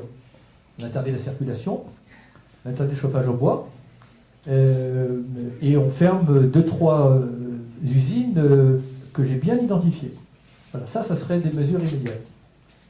Je ne pense pas qu'on puisse le faire. Donc, parce que c'est des choses qu'on n'aurait pas dû laisser se développer, mais ici comme ailleurs. Voilà. Comme ce phénomène était sournois, il était invisible, on l'a laissé se développer, et maintenant on est rattrapé par le principe de réalité. Donc, pardon de vous dire de ne pas pouvoir répondre immédiatement comme ça. Il y aura un panel de mesures législatives, réglementaires. Tout à l'heure, j'entendais la région parler, et j'en suis ravi parce que ça fait 2 échos que j'entends pour dire que la région s'intéresse à l'hydrogène. Ça tombe bien, moi aussi.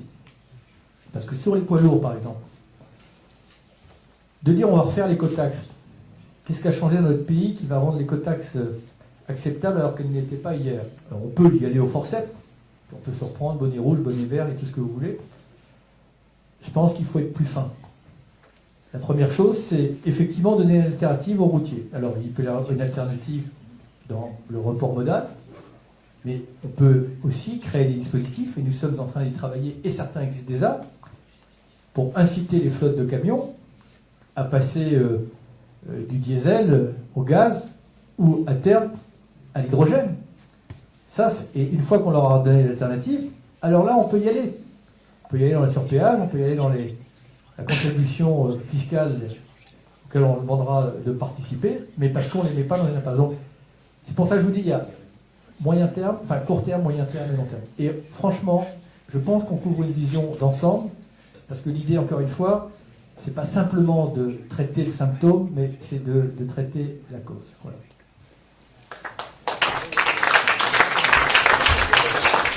Monsieur le ministre, vous acceptez, il y a encore 2 questions de journalistes. Alors voilà, France 3, vous voulez poser une question, et puis madame qui représente l'AFP. Puis après, si vous voulez bien, on arrête, parce que nous avons des contraintes d'horaire qui nous obligent à partir. Donc soit France 3, soit AFP. Oui, mais tout à fait, madame la ministre. Effectivement, nous sommes tous contraints par les horaires. Si vous voulez poser des questions rapides, mesdames. France 3, vous avez parlé de revitaliser l'autoroute ferroviaire alpine. Apparemment, l'appel d'offres pour trouver un nouveau concessionnaire est en cours. Quel est le calendrier et quels sont les engagements précis, chiffrés, sur cette autoroute ferroviaire alpine? Alors, les engagements chiffrés, l'ambition, elle existe, hein, et elle est de remonter largement le nombre de fréquences par rapport à ce qui existe aujourd'hui, et d'avoir une visibilité de long terme, puisqu'on vise un contrat de 10 ans à attribuer dans le courant de l'année prochaine. Donc ça, c'est ce que l'État souhaite faire, pas l'État, excusez-moi, les deux États français et italiens. Maintenant, on attend des propositions et on a souhaité laisser le maximum d'initiatives aux entreprises qui répondront, y compris sur l'endroit où on localisera le point de départ des trains. Donc là, c'est un appel à initiative et à proposition, que ce soit l'Italie ou la France pour ce qui me concerne. On attend de pouvoir soutenir des propositions d'entreprises. La première échéance, c'est donc C'est dans le courant de l'année prochaine. C'est une procédure d'attribution d'un appel d'offres. Excusez-moi, est-ce que je peux prendre la parole une petite minute? Je pose juste ma question d'abord et après, si vous voulez, vous enchaînez dessus. Si vous voulez, je pose juste ma question, puis vous la compléterez. Sophie Lotier pour l'agence France Presse. J'avais, en fait, c'est une question double forcément, parce que une question ne suffit jamais. Les élus et les associations, avant votre venue, avaient fait part d'une envie d'espèces sonnantes et trébuchantes pour pouvoir concrétiser des projets qui nécessitaient un petit bout de financement par l'État, notamment pour les TER. On parlait de 8 millions qui manquaient pour pouvoir financer ces trains du quotidien. Est-ce que c'est effectivement dans les mesures très concrètes et très pratiques qui peuvent être mises en œuvre? Et par ailleurs, comme les financements sont toujours difficiles à trouver, surtout en ces temps de réduction budgétaire, est-ce que vous avez pensé éventuellement à vous servir du fonds de report modal? Je ne sais plus, il y a un nom un peu compliqué, le FDTPIM, un truc dans le genre, qui visiblement était abondé par des recettes du Mont Blanc, mais qui était malheureusement reversé pour boucher les trous du tunnel du Fréjus. Et donc en gros, c'était de la route qui finançait de la route et pas finalement du report modal. Est-ce que dans ces 120 millions qui sont passés au Fréjus, il n'y aurait pas moyen finalement de quoi financer du vrai fret, du vrai rail, le vrai fer dont a besoin cette vallée Accessoirement, le plan de mars, en mars, si j'ai bien compris, parce que j'ai pas tout compris, en mars, vous vous revoyez pour finaliser un plan avec l'ensemble des mesures qui auront été expérimentées entre maintenant, février dernier et mars, pour voir ce qui marche et passer la... On aura une feuille de route commune en mars.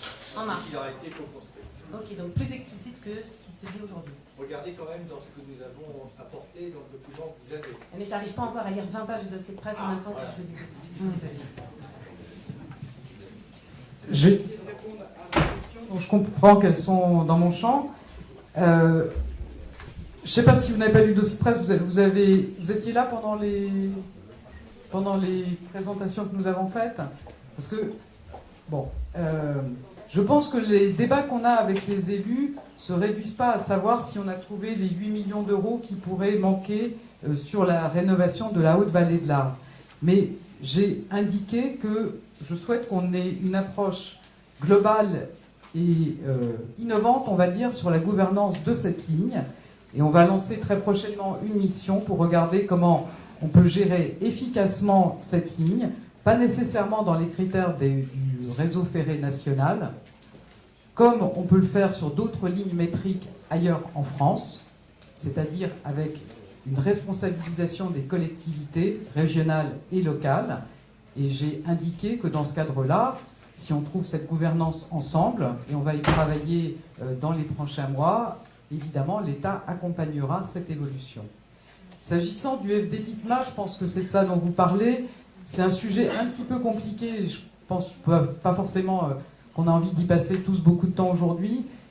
C'est un fonds qui a une longue histoire et qui avait été créé au départ pour récupérer les dividendes du tunnel du Mont Blanc, du Fréjus et de ce qu'était AREA à l'époque pour financer la liaison Lyon-Turin. Je sais bien, puisque je pense même avoir trempé dans la création de ce fonds dans une vie antérieure. Il se trouve qu'entre-temps, on a privatisé la société AREA, donc ça réduit les ressources du fonds. Il n'en reste pas moins qu'au moment où on se réfléchit pour tenir nos engagements en matière de réalisation de la liaison Lyon-Turin, je pense que le fonds aura toute sa place à prendre pour ce qui a été sa vocation initiale. Et moi, j'entends bien le vécu qu'il peut y avoir ici sur l'argent du Mont Blanc qui va au profit du Fréjus. Je pense qu'à d'autres époques, c'est l'argent du Fréjus qui est venu aider à la réparation du Mont Blanc, et je fais partie des gens qui sont venus au lendemain de l'incendie du tunnel du Mont Blanc, où le Fréjus a pris le relais et où l'argent du Fréjus est venu permettre de remettre en état le Mont Blanc. Donc je pense que c'est important de se projeter dans une vision globale, et j'espère effectivement que ce fonds pour la multimodalité nous permettra de réaliser des projets ferroviaires importants dans les prochaines années.